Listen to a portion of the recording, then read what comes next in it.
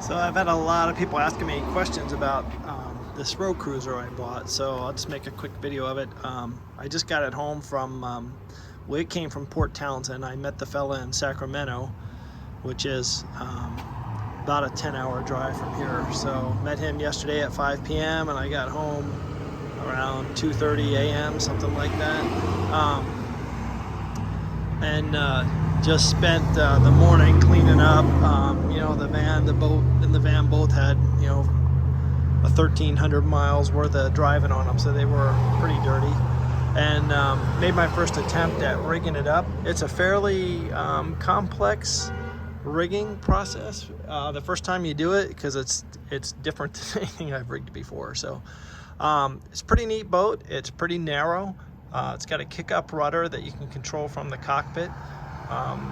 They did some modifications to this road cruiser from the standard one. If you're familiar with Hobie Adventure Island trimarans, it uses 2 Hobie rigs, which is pretty cool because you can roller furl and roller reef those.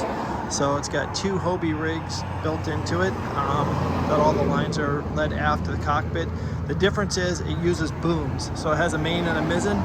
There's a boom for each one, and they have a system set up so as you furl it, the boom goes up and actually furls with the mast once you furl it all the way. I think setup and takedown won't be that long now that I know how to do it. It took a lot of head scratching to figure out how the rigging was run, but that's just because I hadn't done it before. The guy that built it, it was built by 2 individuals. One of them, I understand, is a fellow from the Wooden Boat School in Port Townsend, and it's plainly obvious that whoever built this really knew what they were doing. It's just beautiful. It's even inside, all the compartments is finished and painted, and it's got 3 watertight hatch covers like that, 1 in the bow, 2 down here. Then it's got air tanks here for buoyancy, and you could also use those for storage also. So those are finished inside as well. For manual propulsion when there's no wind, it's got a sliding seat oar system. The oars just slide back when you're ready to use them. You just slide them back, stick them in the locks, and you're ready to go with 2 oars. You can row and sail at the same time if it's real light air. They designed the Akkas and Ammas so that they're out of the way of the rowing, or out of the way of the rowing system. So that's kind of really unique. The Akkas are just held on by straps, which is interesting. They each have 2 locator pins. Each mounting point has 2 big locator pins that go up into the bottom of the Akkas. So once you tighten those straps, they're pretty solid. Let's see, it's got a dagger board for sailing. On the trailer, that's as far as it'll go down. It's got 2 locations that you can pin it in. That will require paying attention to because it is a rigid dagger board, so I don't hit it. Up front, again, it's got a Hobie rig up here. Another watertight compartment up here. This one has foam padding in it, but it's all finished as well. They just have duct taped some foam in there. I think he was carrying an anchor in here. Let's see what else. So this gentleman that I bought it from elected not to do a sliding hatch on top. This compartment here is where you can theoretically sleep in if you want. He just made a removable neoprene cover. Let me go around here and I'll show you. Let's see, I'll have to come up from this way.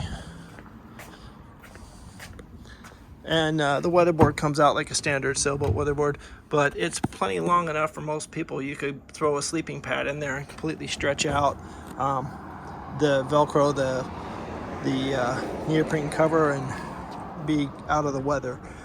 It is set up. There is a lip built in right there. If you wanted to do a hard sliding hatch, you could. He elected not to. You strap your feet in there when you're doing the sliding seat rowing, so you can push and pull. It's got a compass right there so you can maintain your direction easy. Of course, the compass is reading backwards because you're going this way, but you're looking at the compass that way, so you have to do a reciprocal heading. All the mizzen controls are here. All the main sheet controls are there. Rudder is by a long arm rod, and it'll just sit right here. It's got a pad so it can sit right there. It retracts by these two lines, or it has a line to hold it down, and the line to hold it down is on one of these cam cleats that if it gets too much of a load, it'll pop and release itself. So the pull-up line is a captive line in there. The downhaul that holds it down is in one of these clam cleats that it's got a mechanism. If it gets too much load, it'll actually pop the cam cleat and the line will just come out so that the rudder can kick up on its own. What else? The rigging on the booms is kind of interesting. So you have an outhaul right here, goes all the way up to the end of the boom and then back down, and then there's actually, and this has got a twist in it, I need to, when I re-rig it I'll take that twist out, but it's got a continuous loop piece of Dyneema there that slides up and down on the boom, and that's what keeps the tack to the boom. And then this is the main sheet right here. So if you furl the sail and rotate the drum, it'll slide this Dyneema loop down. When you pull on the outhaul to unfurl the sail, it slides the Dyneema loop up, and then the boom just, you know, if you're like on the mizzen, you don't usually use it fully open because they're the same size, both sails, and the mizzen you're going to use a smaller size sail. So that won't be all the way down the boom most of the time. Maybe in super light air, I don't know, I'll have to play with it. Came with a trailer, galvanized trailer that's towed beautifully, didn't have any problems. The lights, there's something going on with the lights, and so he just went ahead and put a set of magnetic lights on it temporarily. So I even ended up with, you know, one of those because he didn't want to bother with what was going on with the lights. But, you know, everything's good on that. Towed like a dream. And it's light. I believe the all-up weight on the boat is something like 215 or 220 pounds. These Amas are like 8 pounds each. They're hollow. These aren't finished inside, but I mean, they're just stitch and glue. I don't know if you can see in there, but they're super lightweight. There's just nothing, they're just light. The one thing I think will be quite a bit different than this, like an Adventure Island, which I've had before, a lot more care is going to be needed here. Like even these are hollow. These Akkas are actually tubular, and they're hollow formed, so they're super light as well. Everything was done to be light and fast.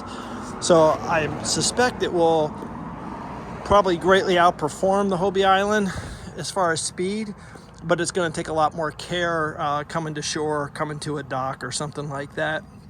It's a lot more fragile than just the plastic boat where you can pull the pedals up and just beach it.